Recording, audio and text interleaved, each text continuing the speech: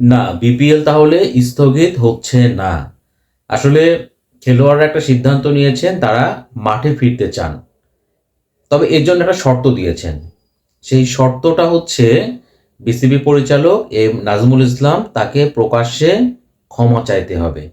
হ্যাঁ, আপনারা ভুল শুনছেন না, এটাই হচ্ছে সর্বশেষ আপডেট। কোয়াব মানে ক্রিকেটারদের সংগঠন কোয়াব, তারা একটা সংবাদ বিজ্ঞপ্তি দিয়ে জানিয়েছে দেশের ক্রিকেটের কথা চিন্তা করে তারা আসলে তাদের সিদ্ধান্ত থেকে সরে আসবেন।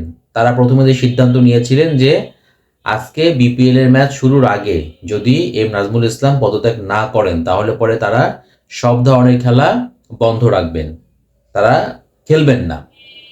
এবং আমরা কিন্তু দেখেছি যে আজকে বিপিএল এ যে দুটো ম্যাচ ছিল ঢাকাতে, ওই দুইটা ম্যাচ কিন্তু অনুষ্ঠিত হয়নি, কারণ খেলোয়াড়রা কেউ মাঠেই আসেননি।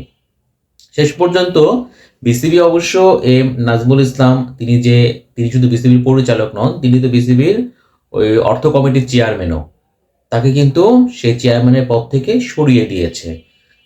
তারপরেই মূলত ক্রিকেটাররা সংবাদ বিজ্ঞপ্তি দিয়ে জানিয়ে দিল যে তারা মাঠে ফিরতে চান, কিন্তু এজন্য নাজমুল ইসলামকে আসলে প্রকাশ্যে ক্ষমা চাইতে হবে। তবে এখানে বিসিবি সভাপতি আমিনুল ইসলাম বুলবুল তিনি কিন্তু একটা বিষয় মানে স্পষ্ট করে বলেছেন, যেটা কোনোভাবেই সম্ভব না। নাজমুল ইসলাম তিনি তার মন্তব্যের জন্য অলরেডি দুঃখ প্রকাশ করেছেন, কিন্তু তিনি আসলে প্রকাশ্যে দুঃখ প্রকাশ বা সরি তিনি বলতে পারবেন না। এটা হচ্ছে আমিনুল ইসলাম বুলবুল সরাসরি বলে দিয়েছেন। এখন দেখেন, এই ক্রিকেটারদের নিয়ে কিছু নেতিবাচক মন্তব্য করেছিলেন বিসিবির এই পরিচালক মানে নাজমুল ইসলাম। তিনি এর আগে তামিম ইকবালকে ভারতের দালাল বলেছিলেন।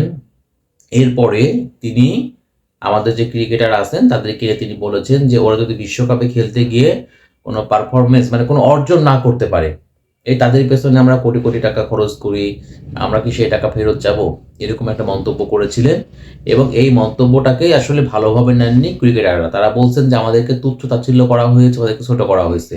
তারই পরিপ্রেক্ষিতে ক্রিকেটারদের যে সংগঠন আছে কোয়াব, তার সভাপতি মোহাম্মদ মিঠুন তিনি একটা আলটিমেটাম দেন যে যদি নাজমুল ইসলাম পদত্যাগ না করেন তাহলে পরে তারা মাঠে ফিরবেন না, তারা সব ধরনের খেলা থেকে দূরে থাকবেন। আসলে বিশ্বকাপ নিয়ে এমনিতেই বাংলাদেশ ক্রিকেট বোর্ড একটা মানে কঠিন সময় পার করছে, কারণ তারা আইসিসিকে জানিয়ে দিয়েছে যে ভারতে বিশ্বকাপ খেলতে যাবে না। এখন পর্যন্ত আইসিসি আনুষ্ঠানিকভাবে কোনো সিদ্ধান্ত জানায়নি যে বাংলাদেশ যে আইসিসিকে অনুরোধ করেছে তাদের ম্যাচের ভেন্যু যেন শ্রীলঙ্কায় দেওয়া হয়, এই বিষয়ে কিন্তু এখন পর্যন্ত আইসিসির কাছ থেকে আনুষ্ঠানিক কোনো বিবৃতি বা কোনো কিছুই কিন্তু আসেনি। ঠিক এইরকম সময়ে আসলে খেলোয়াড়রাও দেখেন মানে আজকে বেঁকে বসলেন, তারা আজকে মাঠে আসলেন না, তারা আজকে বিপিএল এর ম্যাচ খেললেন না। এবং এই সব কিছুই হচ্ছে কিন্তু নাজমুল ইসলামের ওই মন্তব্যকে কেন্দ্র করে। তো যে জিনিসটা হলো যে আজকে বিপিএল একটা অনিশ্চয়তা তৈরি হয়েছিল, যেহেতু খেলোয়াড় আজকে মাঠে আসেননি, তারা বিপিএল খেলবেন কিনা এই ব্যাপারটা নিয়ে একটা অনিশ্চয়তা তৈরি হয়েছিল, কিন্তু শেষ পর্যন্ত কোঅপ থেকে আসলে বলা হচ্ছে যে না, তারা বিপিএল এর ম্যাচ খেলতে চান। তবে এখানে আরেকটু বলে রাখি, আমার যে জিনিসটা মনে হয়েছে, ধরেন বিপিএল এর এখন যে পর্যায়ে চলছে তাতে খেলোয়াড়দের 30 থেকে 50% পারিশ্রমিক পেয়ে যাওয়ার কথা। আর কিন্তু খুব বেশি দিন বিপিএল নেই, 10 দিনের মতো আছে। যদি কোনো কারণে বিপিএলটা স্থগিত হয়ে যায় আর না হয় তাহলে কিন্তু খেলোয়াড়দের ওই বাকি যে 50% পারিশ্রমিক তারা কিন্তু মানে পাওয়ার সম্ভাবনা কমে যাবে। তো আমার কাছে মনে হয়েছে হয়তো বা ওই আর্থিক দিকটা বিবেচনা করে খেলোয়াড়রা শেষ পর্যন্ত তাদের সিদ্ধান্ত থেকে সরে এসেছেন, নমনীয় হয়েছেন এবং তারা এখন মাঠে ফিরতে চান। তো দেখার বিষয় হচ্ছে তারা যে কথাটা বলেছেন যে নাজমুল ইসলামকে প্রকাশ্যে ক্ষমা চাইতে হবে, তো নাজমুল ইসলাম এখন প্রকাশ্যে ক্ষমা চান কিনা সেটাই হচ্ছে দেখার বিষয়।